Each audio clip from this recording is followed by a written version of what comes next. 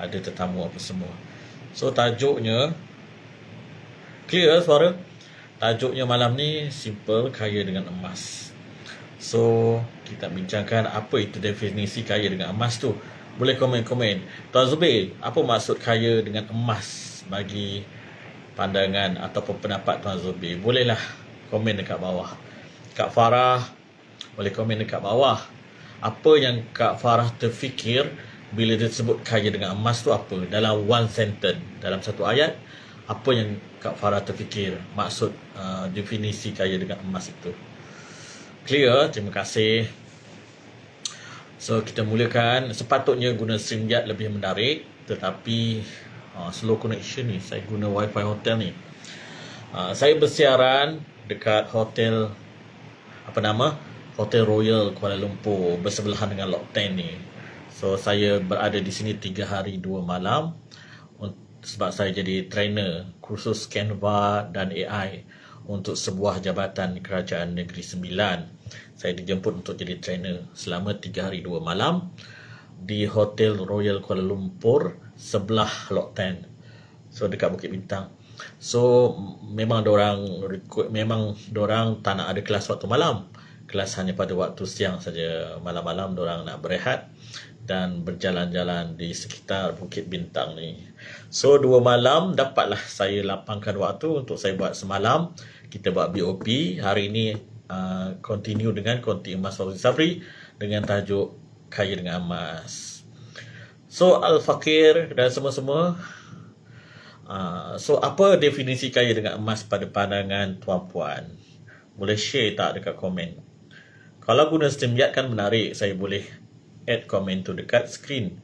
Tapi masalah teknikal tadi, bila saya go live guna StreamYard, dia only me, maksudnya saya sendiri saja yang nampak video live saya itu, orang lain tak nampak. Jadi terpaksa alternatifnya saya guna handphone, baru ni public ni macam ni. So saya pun ada appointment pukul 10 nanti nak jumpa orang, jadi kita teruskan sajalah. Ada orang ke tak ada orang dalam ni, saya teruskan sajalah. So apa yang kita maksudkan dengan kaya dengan emas tu? Macam-macam yang kita boleh maksudkan. Kaya dengan emas, contoh kalau kita banyak kasut, koleksi kasut, so kita kaya lah dengan kasut tu. Maksudnya kita banyak memiliki barang tu, kaya dengan kasut. Kalau orang dia kumpul kereta, so dia kaya dengan kereta lah. Banyak dia kumpul jenis kereta, pelbagai jenis. Kereta mewah ke, ataupun orang yang suka kumpul kereta klasik. Ada orang dia suka Hot Wheel tu, hobi dia kumpul Hot Wheel. So dia banyak Hot Wheel, so dia kaya dengan Hot Wheel lah, sebab dia banyak menyimpan Hot Wheel tu. Bukan kaya bermaksud dia banyak duit hasil dia simpan tu. Dia memiliki benda tu dengan banyak. Itu satu maksud kaya dengan emas. So sesiapa yang memiliki gram emas yang banyak, dia sebenarnya kaya dengan emas lah. Ada orang rumah dia penuh dengan buku-buku, so dia kaya dengan kitab-kitab dalam rumah dia, dalam almari buku dia. So kaya dengan emas ni satu definisi yang literal yang kita katakan. Kaya dengan emas bukan lagi bermaksud bila kita simpan emas kita jadi kaya. Maksudnya bila gram emas kita banyak, koleksi emas kita banyak di tangan kita, pelbagai item, pelbagai size, denomination, ada gold bar, ada dinar. So kita banyak koleksi emas, jadi kita kaya lah dengan emas. Kita memiliki emas yang banyak, jadi kita kaya dengan emas. Itu satu definisi.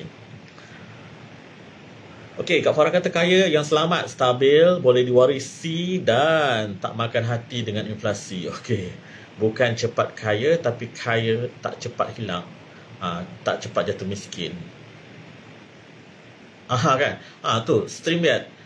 Bukan masalah dekat hotel pun boleh. Tapi bila saya go live dengan StreamYard tadi, dah go live dah jadi, tetapi only me, maksudnya saya sendiri saja yang boleh tengok, orang lain tak boleh tengok sebab dia tak public. Saya edit dekat Facebook supaya only me tu tukar kepada public. Selalu macam tu, tak boleh, dia macam ada tanda tidak dibenarkan. Jadi macam mana? Akhirnya saya terpaksa on guna handphone saja. Okey, ramai-ramai join, boleh sharing-sharing. Okey, tadi saya kata definisi. Okey, Cik Zubir, nanti kita set buat tu. Kaya dengan emas, bila orang memiliki emas yang banyak, dia kaya lah dengan emas. Bukan kaya dari sudut dia kaya, boleh jadi kaya dengan emas yang dia banyak tu. Tapi ya betul. Cuma kita nak masukkan definisi yang pertama, kaya dengan emas tu, bila dia memiliki banyak emas, dia kaya dengan emas. Gram dia banyak, koleksi dia banyak. So, satu lagi, kaya bukan pada duit kertas, tapi pada aset yang kebal inflasi. So, kita tahu bahawa emas ni, dia fungsi asas dia, basic, fundamental dia adalah pelindung nilai. Jadi kenapa kita simpan emas, kenapa kita tak simpan duit kertas yang banyak? Sebab emas ni berfungsi untuk melindungi nilai duit kita daripada dimamah inflasi. Jadi kita nak selamatkan value duit kita tu for long term, untuk jangka masa panjang, better kita tukarkan duit kita dalam bentuk emas. Terbukti ya, nanti kita cerita balik. Emas tak rapuh dengan nilai jatuh. Jadi harga rumah boleh statik. Betul lah. Macam CEO kita, dia kata dah stagnan dah harga rumah. Harga rumah pun boleh berlaku, tengok kepada kawasan. Dan juga kita tahu juga hartanah ni, walaupun dia bernilai tinggi, bila berlaku bencana misalnya, kawasan tu kawasan yang terlibat dengan banjir, musim-musim banjir, kawasan tu, taman perumahan tu tenggelam dengan air. Jadi rumah tu walaupun harga dia masih kita beli tinggi, tapi value dia boleh menurun sebab kawasan tu tak selamat. Nak jual pun orang tak nak beli, harga dia akan drop. Harga rumah boleh statik sebab dah banyak dah hartanah sekarang mengalami nasib yang begitu, sebab lambatkan rumah yang lebih, kemudian bila nak jual balik bahkan harga lebih below market lagi. Banyak berlaku ya. So, ini fakta yang kita sedang hadapi sekarang. Harga rumah boleh statik, bukan saja statik, boleh turun. Kalau kawasan tu bencana alam lagi dia turun lagi value dia. Duit pula boleh susut nilai, tapi emas maintain nilai intrinsik sejak ribuan tahun. Tuan-puan faham tak apa maksud intrinsik? Intrinsik ni bermaksud emas ni dia ada value dia sendiri. Diri dia sendiri tu ada value. Tak perlu orang lain pakaikan dia value. Dia sendiri tak tahulah Allah dah ciptakan dia. Satu dunia menganggap dia barang bernilai, barang yang berharga. Sebab itu kita tengok bank-bank dunia, dekat US berapa ribu tan, berapa ratus tan dia punya reserve bank dia dalam bentuk emas. Jadi dia ada nilai intrinsik. Dia tak perlu orang pakaikan dia nilai. Kalau duit kertas, asalnya tak ada nilai sebab dia kertas saja. Tetapi dipakaikan nilai. Sebuah kerajaan dengan kekuatan ekonominya meletakkan nilai kepadanya. Jadi, duit kertas tu sifat dia ekstrinsik. Ekstrinsik. Maksudnya dipakaikan nilai. Kalau emas ni dia intrinsik. Diri dia sendiri dah bernilai begitu. Sejak ribuan tahun yang lalu. So, selain itu poin yang kedua. Poin yang ketiga, kaya yang senyap, bukan show off tapi stabil. Boleh komen-komen dekat bawah. Ya. Kaya yang senyap-senyap je, bukan show off tapi stabil. Orang simpan emas, terutama kita simpan yang logam, emas simpanan ni yang bentuk dinar ataupun gold bar, kaya dengan senyap. Maksudnya kita simpan, kita bukan nak show off. Mana ada orang show off dinar, gold bar? Ada ke? Kak Farah ada ke pakai gold bar dekat ni? Kat sini ke? Letak atas tudung ke? Ada Kak Farah pakai 10 dinar sebagai kerongsang dia. Itu dia show off lah tu. Macam tu kan? So, emas ni kaya yang senyap, bukan show off tapi stabil. Orang mungkin tak tahu kau ada 20 gram. Orang tak tahu selagi kita tak bagi tahu. Dan biasanya kita tak nak bagi tahu pun. Sebab kalau kita bagi tahu, dangerous kan? Kecuali orang yang pakai barang kemas. Itu barang kemas yang tebal-tebal. Memang tujuan dia nak show off, perhiasan bagi diri dia. Tunjuk kat orang. Begini tu. Tapi kita bercakap tentang emas simpanan gold bar dengan dinar ni. So, orang tak tahu kita ada 20 gram ke, 200 gram ke, 1 kilo ke, semua orang tak tahu selagi kita tak beritahu.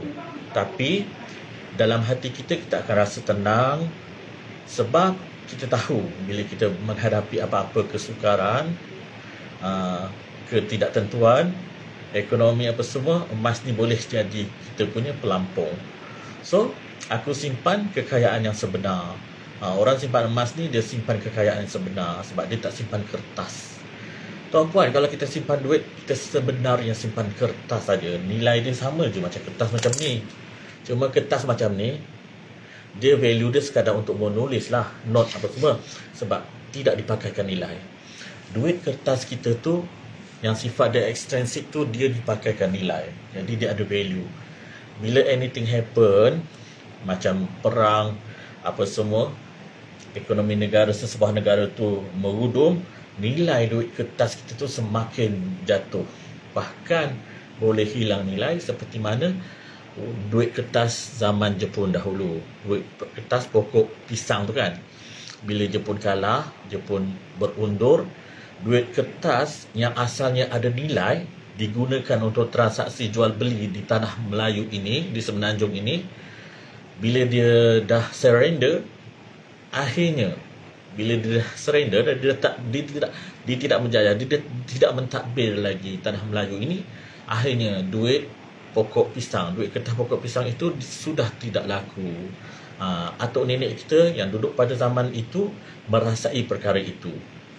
Duit kertas, sebab dia hakikatnya hanya kertas, hanya kerajaan Jepun memakaikannya nilai untuk digunakan sebagai transaksi sementara mereka menjajah tanah Melayu ni. Bila mereka kalah, siapa orang kita, orang lokal yang ada duit tu berkatan-katan pun, berjuta-juta pun, no value. Nak buat transaksi jual beli tak laku. Sebab British ambil alih balik tanah Melayu kan, dia pun nak guna mata wang dia balik apa semua. Jadi itulah bahayanya duit kertas berbanding dengan emas. So emas, kalau kita tengok kisah Vietnam kena perang dengan Amerika tu, so bila diorang berlari jadi pelarian, diorang bersiap sedia dengan emas yang nipis-nipis disangkut dekat baju diorang. Jadi kalau dia bawa mata wang dia ke luar negara, ke negara-negara jiran, siapa nak tukar, siapa nak ambil duit kertas dia? Memang tak ada value. Jadi sebab dia bijak, mereka tahu nilai emas, so dia buat emas kepingan-kepingan macam ni, nipis-nipis macam ni, letak kat baju dia. So mereka boleh survive duduk dekat negara-negara jiran. Mereka gunakan emas tu untuk survival mereka. Dan dekat mana negara pun, orang terima emas. Selagi emas tu tulen, orang akan beli. Dan mereka dapat duit, dan mereka dapat meneruskan kehidupan dekat negara yang diorang berhijrah tu, macam tu. Itu beza duit dengan emas, kan? Kemudian yang keempat, kaya bila masa susah, kau tak panik. Orang lain cari duit tepi jalan bila emergency, kau cuma cairkan sikit emas.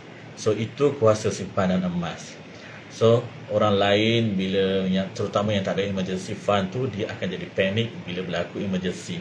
Kereta rosak ke, anak sakit ke, dah letak ada medical card apa semua. Keperluan-keperluan kewangan yang tiba-tiba suddenly perlukan kewangan, walhal dia tak ada simpanan yang cukup. Tetapi bagi orang yang ada emas, dia tak panik lah. Sebab contoh dia ada 20 gram, dia ada 50 gram. Dengan emas tu, dia boleh pergi Al-Rahnu, gadaikan, dapat pembiayaan sehingga 85% daripada value emas ketika dia gadaikan. Ataupun dia boleh je jual terus emas tu sedikit, setakat mana keperluan duit yang dia nak guna. Jadi itulah yang dinamakan kaya bila masa susah. So bila masa susah, bila dia ada emas, dia tak rasa susah. Dia masih kaya walaupun bila masa susah. Itu kuasa simpanan emas. Kemudian poin berikutnya, kaya bukan sebab menang loteri, tapi sebab disiplin setiap bulan. So inilah yang kita terapkan kepada gold saver kita, bimbingan kita, penyimpan emas supaya jadi penyimpan emas yang konsisten setiap bulan. So bukan kaya sebab menang loteri, tetapi sebab disiplin, konsistensi kita simpan emas setiap bulan. Sikit-sikit boleh kumpul serendah RM50 ataupun RM100. Paling minimum dekat KAB Gold kita boleh beli emas dengan RM50. Disamakanlah dengan berapa? 0. something gram, gram. berdasarkan pada harga emas semasa 1 gram yang kita beli pada hari itu. Jadi kalau kita ada duit, kita boleh beli serendah RM50, ada 100 boleh beli 100, ada 200 boleh beli 200. Kalau nak beli dalam bentuk gram, kita boleh beli dalam setengah gram, suku gram boleh, setengah gram boleh, nak beli 1 gram setiap bulan pun boleh. Jadi kita kena tetapkan setiap bulan berapa kita nak simpan emas.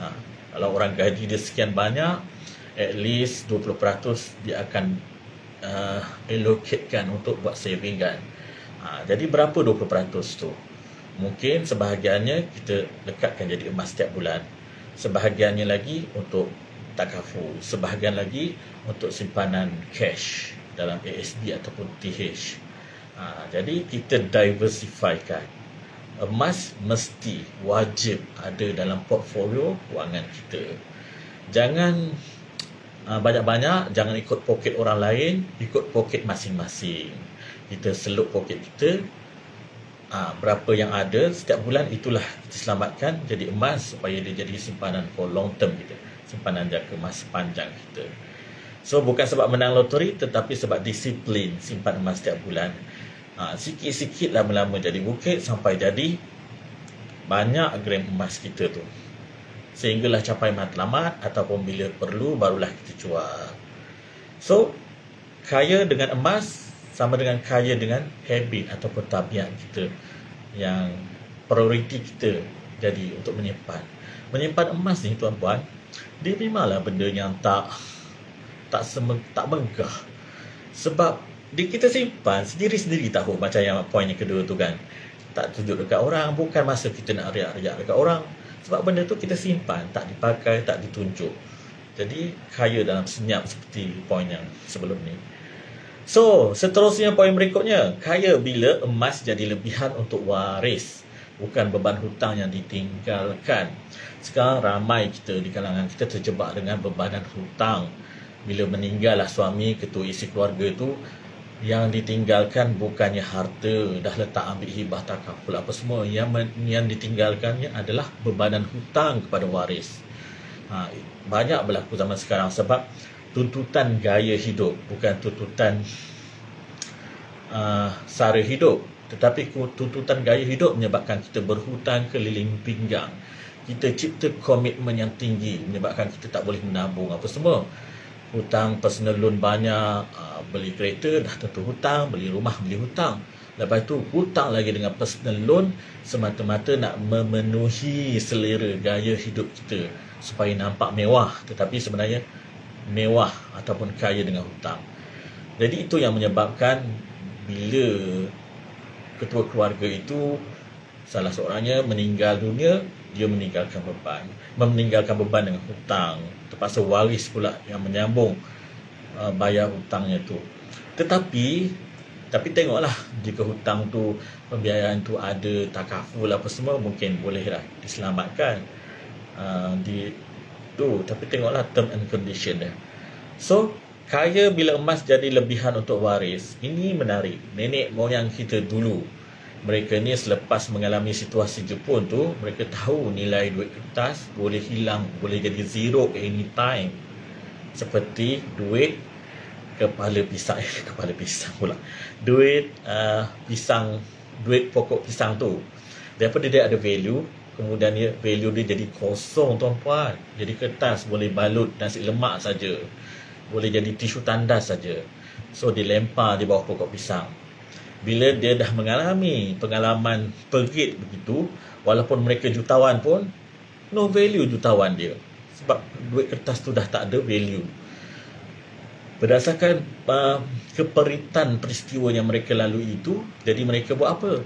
Mereka mula tekun menyimpan emas. Hasil pertanian mereka sebahagiannya mereka akan selamatkan dalam bentuk emas. Masa tu mungkin tak ada gold bar dengan dinar lagi di tanah Melayu, tapi dalam bentuk barang kemas lah. Barang kemas ke ataupun emas-emas lain. Termasuk jugalah emas di gigi-gigi mereka. Perasan tak orang-orang dulu, ramai terutama nenek-nenek kita, saya pun perasan nenek saya, dia ada pakai gigi emas. Bila dia senyum je, berkilau dekat gigi dia tepi ni. So mereka sangat cakna pada ketika itu. Sebab mereka telah melalui pengalaman perit, nilai duit boleh jadi kosong. Walaupun mereka mungkin dia ada duit, simpanan dia, duit pisang tu mungkin puluhan ribu ataupun ratusan ribu, jadi kosong, jadi miskin balik. Jadi untuk itu mereka faham, jadi mereka mula selamatkan duit mereka. Selepas itu hasil pertanian dia, bisnes mereka, semua. Tun Mahathir cerita sendiri masa dia kecil-kecil dulu ya. Orang-orang dulu dia kata, mak bapak dia orang, Tun Mahathir cerita, Tun Mahathir dah 100 tahun usia dia kan.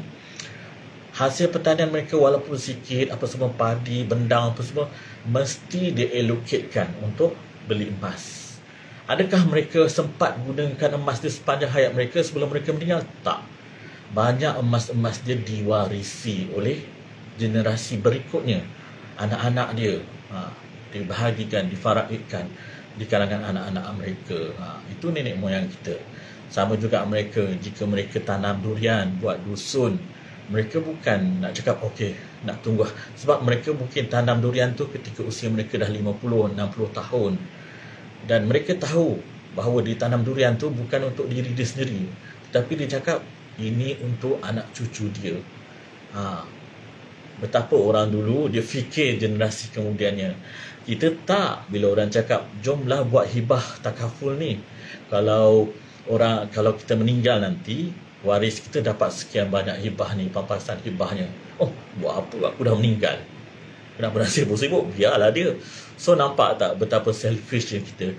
Kita tak fikir untuk generasi berikutnya. Kita fikir diri kita je lah. Buat hutang banyak-banyak, bergaya-gaya, tak nak simpan emas, tak nak apa, ambil takaful, hibah apa semua. Sebab apa? Buat apa? Aku dah mati, bukan aku dapat rasa duit tu, orang lain yang dapat rasa. Macam tu. Betapa kita selfish. Tak macam nenek moyang kita dahulu. So panjang kita cerita. Sekarang pukul berapa? Kemudian poin berikutnya. So yang tadi, kaya bila emas jadi lebihan untuk waris, bukan beban hutang yang ditinggalkan. Emas adalah legasi, boleh diagih, boleh ditukar, tak reput generasi ke generasi. So emas memang tak reput lah tuan-puan. Harta karun semua dalam bentuk emas. Kalau harta karun dalam USD, mana maunya jatuh dalam laut, karam kapal, habislah dia reput, uyup, jadi tanah balik. Tapi emas, kalau dia tenggelam, kapal Titanic tu tenggelam ke, kalau ada dalam peti tu emas, sampai sekarang kalau orang pergi, emas tu macam tu lah, boleh ambil dan dia masih bernilai dan boleh dijual gitu. Itulah menariknya emas. Dia punya kehebatan dia, kekuatan dia. Macam tu, tak reput generasi ke generasi. So poin berikutnya, kaya sebab emas kawal diri, bukan diri dikawal gaya hidup. Poin ni lebih kurang macam apa yang saya bebel sebelum ni. Bila menyimpan emas, automatik kau kurang impulse spending. Duitnya hangus, tukar jadi jokong bernilai.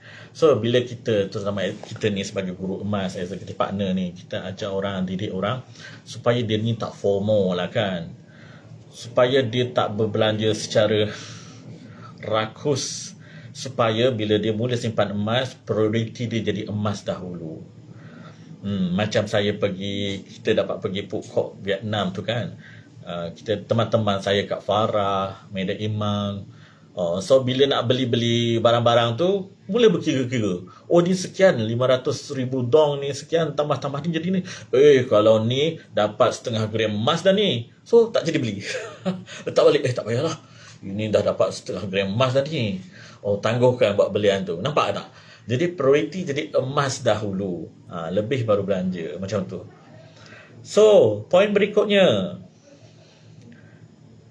kaya bila kau mampu buat keputusan berani tanpa takut kehilangan nilai. Nak pindah kerja, nak start bisnes kecil. So bila kita ada emas, dia adalah backup. Backup emas bagi confident, keyakinan kepada kita jika kita nak buat keputusan yang drastik, keputusan yang sukar, seperti kita nak pindah kerja, kita nak berhenti satu syarikat ni, nak pergi ke syarikat lain, tapi kita takut jika berlaku apa-apa. Jadi bila kita ada emas, kita confident. Kalau kita tak berjaya dekat syarikat baru, kita ada backup kita dalam bentuk emas. Serupa juga orang yang nak start bisnes kecil, bila dia ada simpanan dalam bentuk emas, jadi confidence level tu lebih tinggi, bahawa dia tahu, hati dia tenang, dia ada simpanan emas. Anything happen, business tak menjadi apa semua, emas ni insyaAllah dapat membantu dia jika dia menghadapi kesukaran nanti. So kaya bila, seterusnya poin berikutnya, kaya bila emas bantu capai impian besar. So kita memang didik orang ramai supaya simpan emas jadi penyimpan emas yang bermatlamat. Apa impian? Dengan emas tu, bila apa yang kita nak capai, apa yang kita nak gunakan, kita simpan emas ni, kita nak buat apa kemudian dengan emas tu. So contohnya, apa dia impian kita nak pergi umrah, simpan dalam bentuk emas. Bila cukup emas tu dengan value dia, bila kita jual, kita boleh pergi buat umrah. Rumah pertama, pendidikan anak, bukan jadi angan-angan, tapi sebab dia ada tabungan emas, jadi dia ada matlamat yang jelas dengan tabungan emas dia, macam tu kan. So poin dia tadi, kaya bila emas bantu capai impian besar. Poin berikutnya, sekarang pukul berapa? Sekejap, tengok jam, 9.16. Kita pun nak habis 9.45. Poin berikutnya, kaya sebab emas buat kau independent dari bank dan sistem hutang. Tak perlu swipe lagi buy now pay later untuk tunjuk kaya. Emas bagi maruah. So ini biasa terjadi kepada orang yang ketagih simpan emas. So bila dia dah ketagih simpan emas, dia dah nafsu dia untuk membeli barang dah mula kendur. Apatah lagi membeli barang dengan dia tak ada duit, tetapi dia gunakan duit masa depan dia untuk beli barang itu sekarang. Contoh, saya baru posting Puan Ainun Muhammad. Apa dia dekat dalam Facebook ni, saya rasa baru je lagi saya ni. Sekejap ya, saya scroll dekat Facebook saya ni. Ayat dia macam ni. Common sense. Common sense tentang duit. Puan Ainun tulis ya. Tuan-puan boleh scroll bawah Facebook saya ni. Common sense tentang duit. Jangan belanjakan duit yang belum ada. Apa maksud belanjakan duit yang belum ada? Kita tak ada duit nak beli benda tu. Tak cukup duit cash kita. Tak ada duit. Tetapi kita berhutang untuk dapatkannya. Saya share ini sebab apa? Saya ada angan-angan. Bila saya terscroll iklan, saya nampak Honor Magic 8 yang akan dilancarkan. Pre-order dah dibuka. Tapi saya sayang juga nak jual emas saya. Boleh saya jual emas saya dan saya beli the cash. Tetapi itu bukan matlamat saya simpan emas untuk beli cash handphone. Tak ada dalam matlamat saya untuk saya simpan emas. Saya jual sebahagian emas saya semata-mata nak beli sebuah handphone. So itu bukan matlamat saya. Tak pernah diset. Tetapi saya mula berangan-angan, boleh ni dengan gaji, dengan insentif emas yang kita ada ni, boleh bayar 200.5 sebulan untuk plan telco. Selama kena ikat berapa ya? 34 bulan tu berapa tahun? Macam tu. Sekali bayar dengan harga device sekali pre-order tu. Dengan klik-klik, tapi nasib baik tak jadi. Bila klik-klik tak jadi. Ada je error masa tu. Kalau dah terbeli dah secara pelan ansuran telco tu.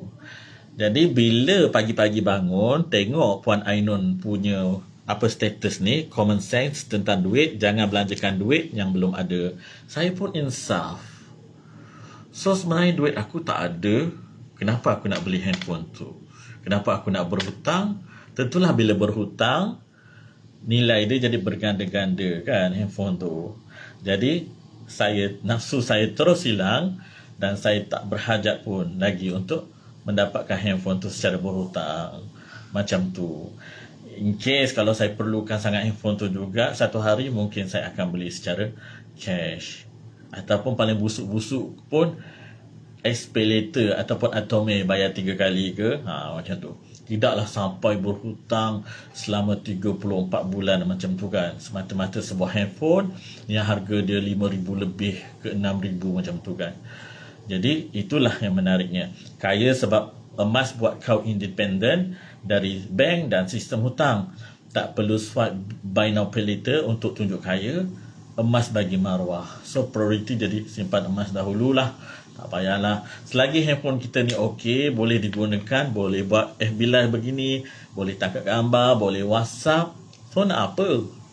Nak apa? Macam tu kan. Tangkap gambar tu kan, kalau handphone kita tak best, kita pergi travel, takkanlah gambar guna handphone orang lain. Macam Kak Farah, dia pakai iPhone 17 ke. Kita gunakanlah telefon dia. Telefon Atifah ke, telefon siapa yang cantik-cantik kan.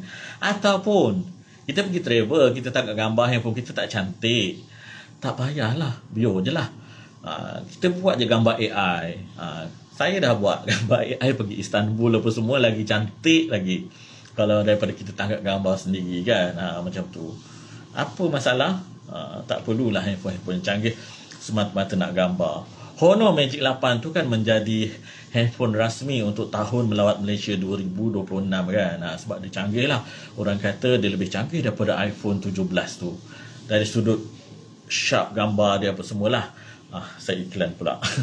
Okey, seterusnya yang terakhir, poin yang terakhir adalah kaya bukan angka tetapi kekayaan dalam bentuk berat gram. Orang lain ukur duit dalam akaun, kita ukur gram dalam simpanan. So bagi mereka yang simpan emas ni, mereka tak fikir RM. Apa yang mereka fokus adalah gram. Mentality sudah berubah. Bukan RM yang dipikirkan, tetapi yang dipikirkan adalah GM, gram. Semakin banyak gram kita, confirm semakin kaya. Ini terbukti tuan-puan, daripada Januari tahun ini sehingga now, kenaikan harga emas adalah sekitar 40% lebih. So bayangkan, just imagine tuan-puan, jika tuan-puan simpan duit dekat bank ataupun dekat mana-mana, berapa dividen dia bagi setahun. Tetapi emas pada tahun ini, start Januari sehingga sekarang, kenaikan harganya adalah melebihi 40%. Tuan-puan, 40% tuan-puan tolak spread. Katakanlah spread paling tinggi untuk emas jenis gold bar dengan dinar ni 9%. So ada berapa lagi peratus? 38. Macam tu ya? 36 macam tu kan? Baki. So masih untung. Kalau tolak, katakanlah orang tu dah banyak emas, dia tolak zakat 2.5, tolak lagi lah premium lah apa semua, kita masih lagi untung dalam 20% lebih macam tu. Cuba bandingkan dengan simpanan duit kita dalam instrumen lain, berapa. Kemudian kita tolak pula dengan kadar inflasi. So apa yang tinggal? Itulah menariknya. Emas ni dia ada nilai intrinsik tu menyebabkan kita tak perlu buat apa-apa. Kalau duit, kita kena ada instrumen lain untuk mengembangkan nilai duit itu. Maksudnya kita kena masukkan dia saham, masukkan dia kepada unit trust. Maknanya ada orang third party gunakan duit kita, laburkan duit kita itu supaya duit kita tu berkembang. Dengan pelaburan itu, bila company itu dapat profit, dia dapatlah buat pulangan dan duit kita tu dapatlah berkembang sedikit. Begitu. Maknanya dia perlukan instrumen lain untuk mengembangkan nilai duit itu. Tetapi emas tak perlu ada instrumen lain. Kita beli, kita simpan je bawah bantal. Contoh 5 dinar yang saya ada masa saya beli tahun 2021 ataupun 2022 tu, saya pun tak, saya beli sekaligus, saya keluarkan daripada uncak emas sebab saya beli 50 gram untuk saya jadi gold manager. Jadi bila saya keluarkan emas fizikal, salah satu emas fizikal tu dalam bentuk 5 dinar. 5 dinar tu value dia ketika itu 5,200 pada tahun 2022. Sekarang 2025, value dia mencecah hampir 12,000, 11,000 lebih. Berapa kenaikan dia tu? Apa yang saya buat? Adakah saya laburkan emas saya? Adakah saya buat mana-mana? Tak ada. Simpan je bawah bantal. Dia tengok saya tengok dia. Sekejap-kejap kita cium, dia tengok saya tengok dia. Dudak-dudak, pejam-pejam celik 4 tahun. Tiba-tiba value dia dah jadi 11,000 lebih. yang asalnya saya beli 5,200 saja. Nampak tak? Kenapa dia jadi begitu? Kita tak buat apa-apa pun kat dia. Kita tak pergi dia car wash ke, cuci dia bagi berkilat ke apa semua, tak ada. Simpan je buat bodoh. Tetapi value dia naik dengan sendirinya sebab dia ada nilai intrinsik tu. Jadi itu yang menariknya emas. Kalau duit tak, duit kalau kau letaklah bawah bantal, daripada 10 tahun lepas 10,000 letak bawah bantal, boleh beli sekian banyak. Lepas tu 10 tahun ni 10,000 lagi. Tengok apa boleh beli dengan 10,000 tu. Bandingkanlah RM50, RM1 kita. Air dulu berapa harga? RM1 tu boleh berapa? Dulu saya masa sekolah rendah, RM1 tu boleh beli 10 ketul karipap. Sekarang RM1 boleh beli berapa biji karipap? Karipap oksigen pun tak dapat. Begitu. Okey tuan-tuan. So, itulah dia kita punya perkongsian malam ni. Kaya bukan sebab kita kejar duit, tapi kita kunci nilai. Maksud kunci nilai sebab emas tu melindungi nilai duit kita. Emas simpan nilai. Masa berlalu, nilai makin meningkat. Begitu. Kaya sebab emas jadikan kita tuan, bukan hamba hutang. Ramai orang kaya rupa je. Kereta besar, phone, flagship, tapi semua atas ansuran. Simpan emas pula, kaya sebenar, bukan kaya fake, bukan kaya plastik. Begitu. Emas tak perlu orang percaya, dunia memang dah percaya. So kita tak perlu nak memberi kepercayaan kepada orang, emas ni bernilai apa semua, tak perlu. Tak tahulah, orang gila pun tahu emas bernilai. Cubalah jumpa orang gila kat kaki lima tu, bagi dia emas, dia ambil tak ke dia buang? Macam tu. Berbanding kripto, saham, mata wang, semua bergantung kepada sentimen. Tetapi emas sebaliknya, sifat dia universal, diterima daripada Mekah sampai Tokyo, daripada Tokyo sampai Switzerland, daripada Switzerland sampai ke Libya, daripada serata dunia. Tak tahu ada negara yang tak accept emas. Sekarang setiap negara berlumba-lumba untuk banyakkan dia punya reserve dalam bentuk emas. Amerika bergebuk, China pun bertambahkan dia punya stok simpanan reserve dia dalam bentuk emas. Jadi satu dunia tahu bahawa emas tu bernilai dan mereka sanggup beli walaupun berapa pun harga dia. So, simpan sikit-sikit jadi harta, bukan jadi beban. So, RM50 mungkin nampak kecil, tapi emas tak pernah jadi sampah macam resit shopping.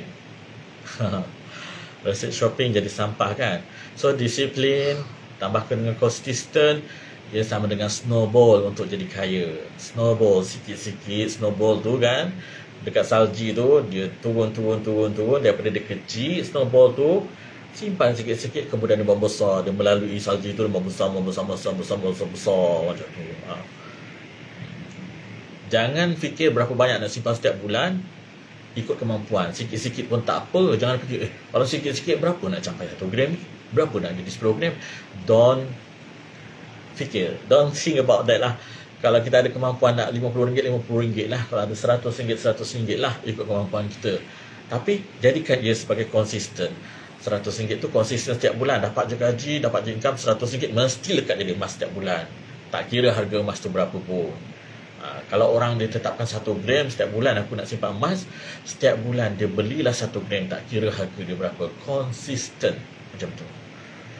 Kemudian emas untuk legasi, bukan sekadar simpanan. Macam tadi anak cucu dapat emas, mereka dapat harta hidup.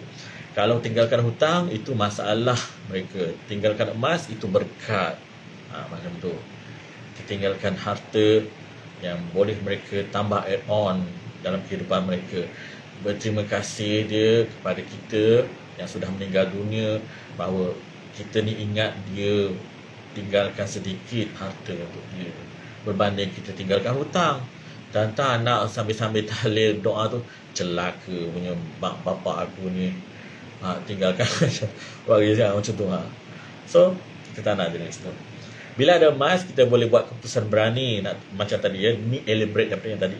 Nak tukar career, nak start business, nak bayar kos kecemasan, kita cairkan aset, bukan gadai maruah. Macam mana masuk gadai maruah tu? Bila kita tak ada simpanan, kita terpaksa tebalkan muka, jaja muka tebal-tebal, jumpa kawan, jumpa ipaduai, adik-beradik nak pinjam duit, macam tu. So kita telah gadai maruah kita sendiri. So di kad KA Bigo ni kita tak simpan emas seorang-seorang, kita ada community, kita ada mentorship, so proven sistem yang sukses. So orang yang lama akan ajar orang yang baru jadi penyimpan emas yang berilmu. Bukan sekadar jual beli, kita bina penyimpan emas yang sejati. So juga tuan-puan, sedikit lagi nak berakhir ni, executive partner. Jadi bila tuan-puan sambil simpan emas, jika tuan-puan nak jadi executive partner, nak jadi dealer, nak jadi agent kepada KA Bigo, boleh. Jadi di sebalik dapat manfaat simpanan emas tu yang konsisten kita simpan, kita boleh juga emas jadi income kita. Macam mana? So bantu orang simpan emas, jadi guru, educate people. Macam orang yang sebelum ni tak pernah simpan emas, kita bantu dia. Kita bantu jadikan solusi kepada orang yang asyik simpan duit cash tapi bocor. Simpan, terguna balik. Dah setahun, 5 tahun kerja, RM1,000 pun tak ada dalam simpanan. Jadi kita jadi solusinya, kita bantu mereka. Kita bantu ubah mindset mereka, supaya mereka tukar cara menyimpan. Daripada simpan duit, cubalah simpan emas supaya dia jadi simpanan yang kalis bocor. So bantu orang simpan emas, mereka untung. Sebab simpan emas, daripada dulu tak boleh simpan duit, mereka untung. Bila simpanan dia kekal dalam bentuk emas, dan emas tu pun value dia semakin meningkat dengan sendirinya, seperti yang kita cerita tadi, mereka untung.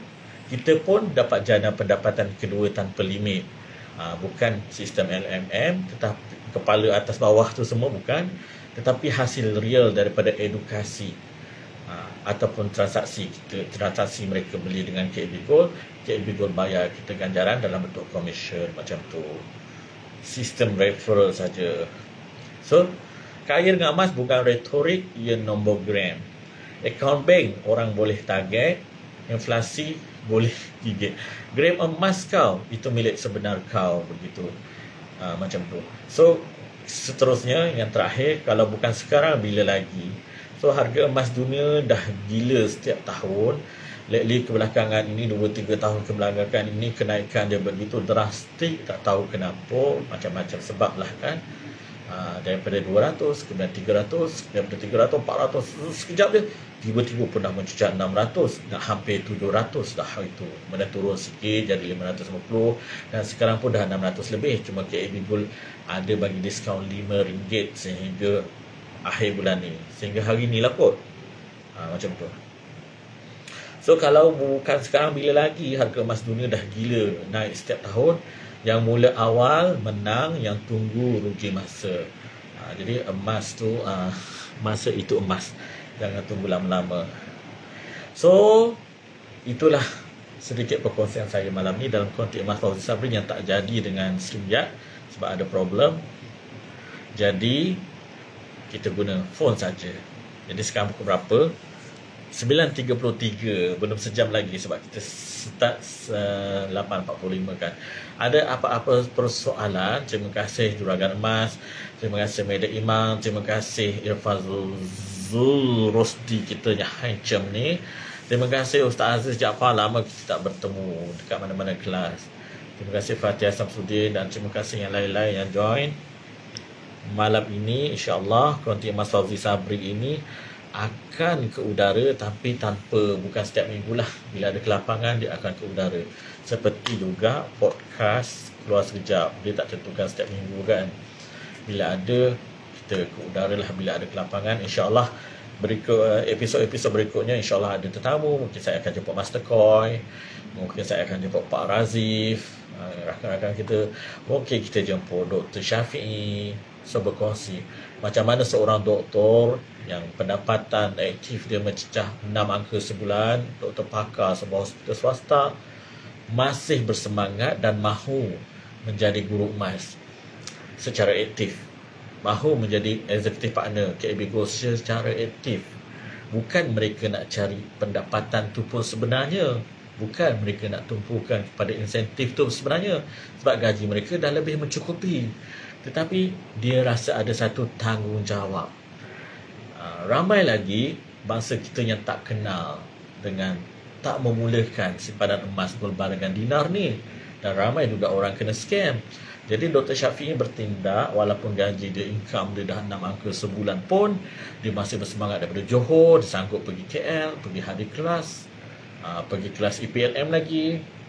Sanggup ya, daripada Batu Pahat turun ke KL setiap bulan ataupun 2 bulan sekali untuk mendalami ilmu emas, kemudian dia sharing kepada orang ramai.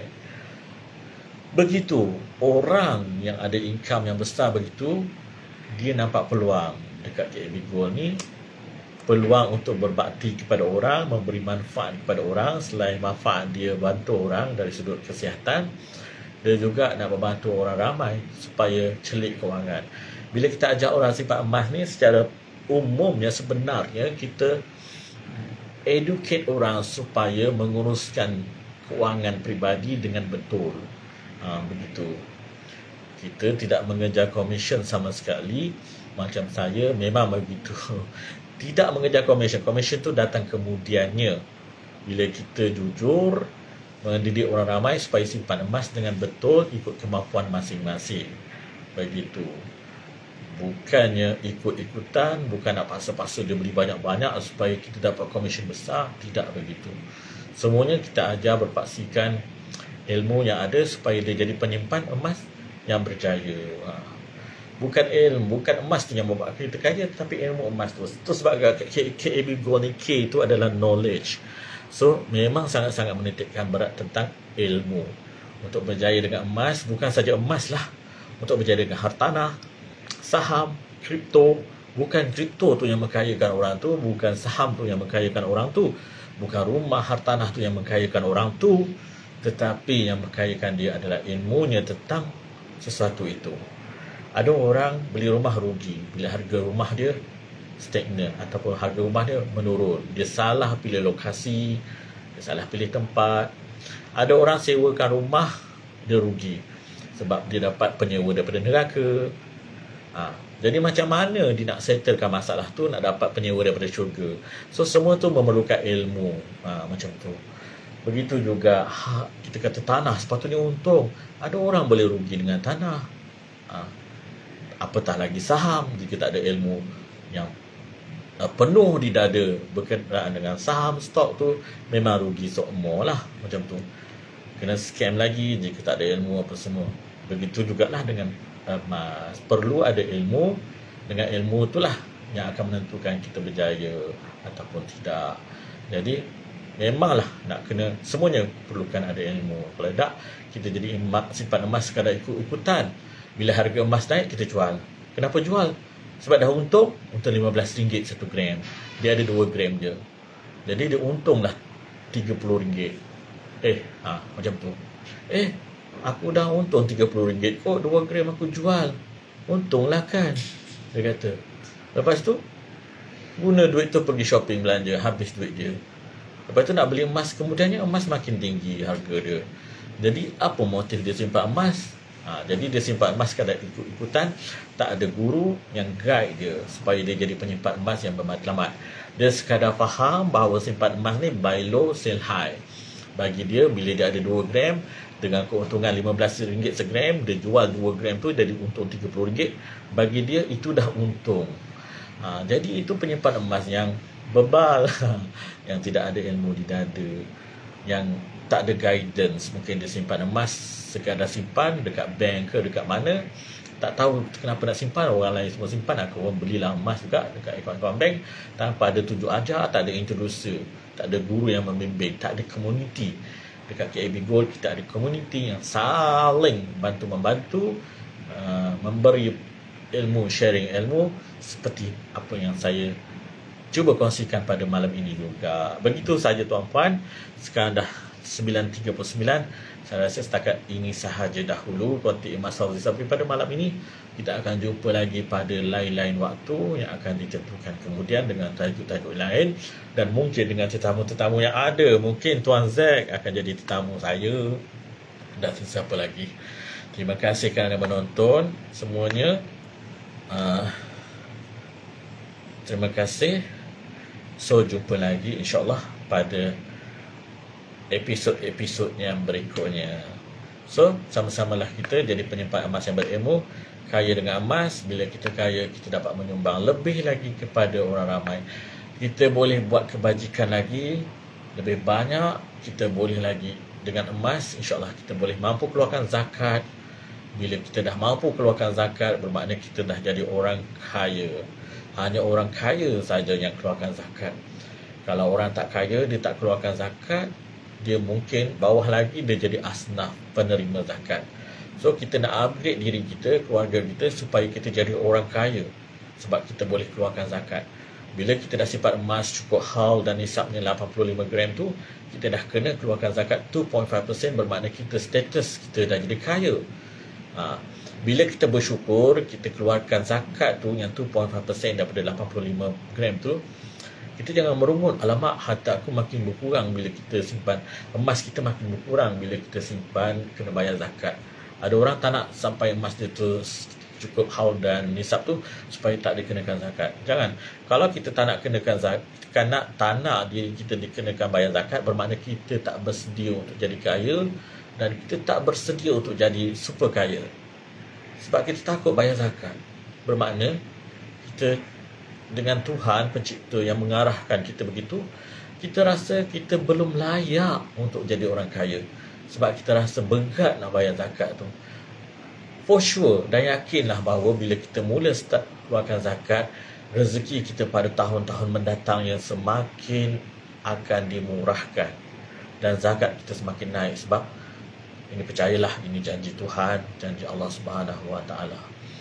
So, ramai dah terbukti. Kita tengok orang-orang kaya yang bayar zakat, tahun ni dia bayar berapa banyak, tahun depan tengok lebih banyak lagi zakat dikeluarkan, tahun berikutnya lebih lagi.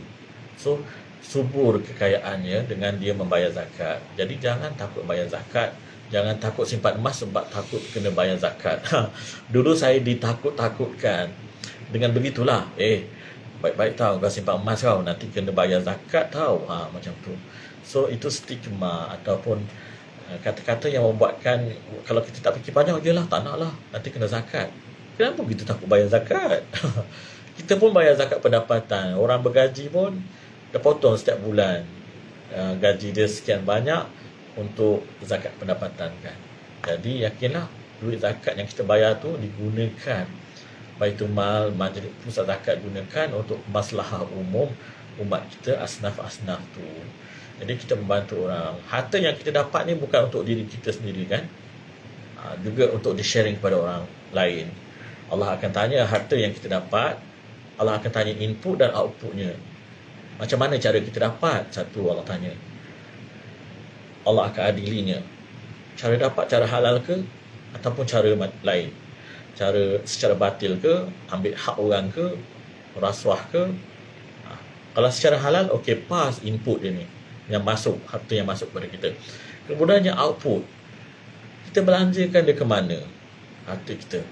Dah banyak Allah bagi kita kemewahan, kita belanjakannya ke mana? Adakah tempat-tempat yang tak patut? Beli benda-benda yang Allah tak suka, itu semua akan dipersoalkan. Jadi nak tak nak, kita kena pastikanlah bahawa harta yang kita dapat itu daripada saluran yang betul dan kita belanjakan dengan cara yang betul. Begitu. Okey, sekian dahulu kita punya perkongsian konti emas Fauzi Sabri ini. Jumpa lagi di lain siaran. Terima kasih. Assalamualaikum warahmatullahi wabarakatuh. Saya berada di hotel. Semua ditaja oleh organizer. Saya jadi trainer untuk Canva AI ni. Hari ini malam terakhir. Esok ada lagi kelas. Kemudian tengah hari akan check out. Dan balik ke Port Isnin kerja pula. Macam itulah betapa packnya jadual kan. Okey, jumpa lagi. Assalamualaikum warahmatullahi wabarakatuh. Bye-bye.